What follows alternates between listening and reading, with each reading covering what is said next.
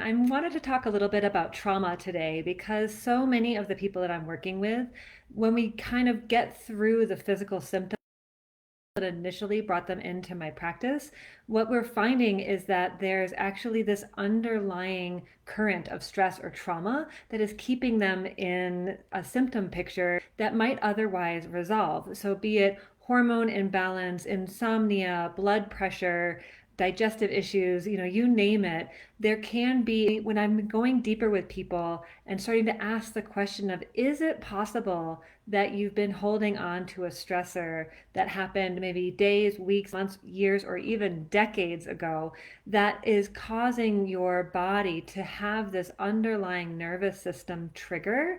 And that nervous system trigger will then stimulate an inflammatory response. And inflammation, as we know, is at the core of all chronic disease and most acute illnesses as well. And so, what is trauma? Let's simplify it, because I think a big barrier for a lot of us in dealing with trauma is that we don't identify as someone who's been traumatized. We tend to think of trauma as capital T trauma, like there was a big event that happened or it was something catastrophic, which is certainly true. And for a lot of us, we can manifest trauma, or we can be impacted and have a traumatic impact in our system by something that felt relatively small. For example, I carried for a very long time and still maybe have a little residue of it, some trauma from my fourth grade teacher, who she actually really liked me, but she was very hard on me and gave me a really bad grade in handwriting. And I know that might sound silly. How old was I? 8 or 9 years old. It was a handwriting grade. It's fourth grade. Who cares? But it had a big impact on me because I was a perfectionist and a strong student. So getting a four, we had one, twos, threes, and fours. So I got a four in handwriting all year long because she wanted me to work on it. She didn't know I was going to be a doctor. But that was a really big impact on me, because no matter how hard I worked, I could never get it right for this woman. And Mrs. Cost was her name. I can remember her well. So this was something that was stuck in my system that I kept on tripping over. And that's the definition for trauma that I want to offer you today, is that let's take some of the mystique out of it and just simplify it and just say this is something that happened. Whether or not it would have traumatized anybody else is irrelevant, but it's something that happened in our past, recent or long ago, that did something in our system. Maybe we didn't have the internal or external resources to deal with it at the time. Maybe it was just really impactful. Maybe it, whatever it did for you, but we weren't able to resolve it. We weren't able to make sense of it. And so it's been living in our cellular memory. And really that's all that trauma is. And so if we kind of simplify that definition and you think about some of the stressors that have happened in your life, do you feel like they were fully resolved? And if not, is it possible that when that stressor occurred, or if it went on for a long time, were some of the symptoms that you're experiencing, did they start manifesting within a few months or even a year or so, of when you went through this, difficult period? Or is it possible that the lessons that you learned about life during this hard time have stuck with you and created patterns of maybe dysfunction, where we think we have to show up in a certain way and we really don't need to be doing that anymore, but because we're scared of a recurrence of that thing that was hard or painful or frightening, or whatever it was for you, we really want to avoid that in the future. So our systems, our protective systems, will go to great lengths to prevent that from happening again. And that can end up manifesting in the physical body as symptoms.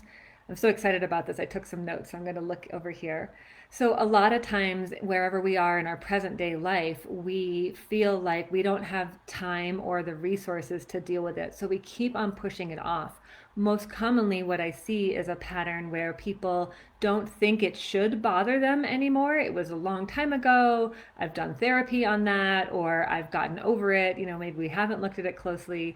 And so we blow it off, and then we make it seem like it's maybe not having an impact on us.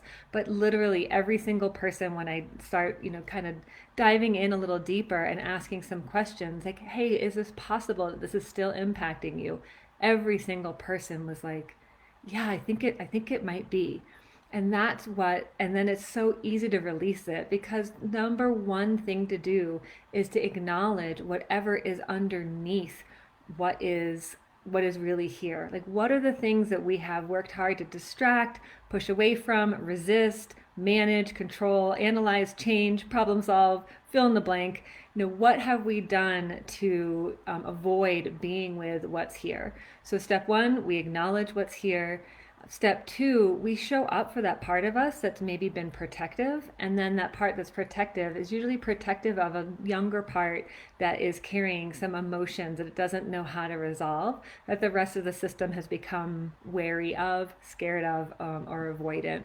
And so this is how we start to move through this, is to connect with our hearts with real pure presence and true compassion. And compassion not meaning like, sympathy, like, oh, you poor thing, that was really hard. Although sometimes those are the words you want to say, but it's like not like paternalistic, like patting on the head. It's more like, oh, I really feel that that was a big impact for you. Like, wow, you really went through that, or that really, I'm thinking about my fourth grade teacher. Like, you were working really, really hard, and you had never had this experience before of, not being able to change your grade or be perfect, and that was really hard, and there wasn't anybody to help me through that because it shouldn't have been a big deal.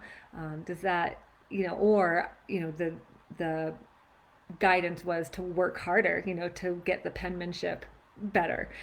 So this is what we can do, is show up now and go, oh, sweetie, like that was hard for you. And yeah, it didn't make sense to anybody else at the time. And Mrs. Cost couldn't give you a good reason, except at the end of the year when she said it was for your own good. But being a 9-year old who just wanted to be loved in the world didn't make a lot of sense.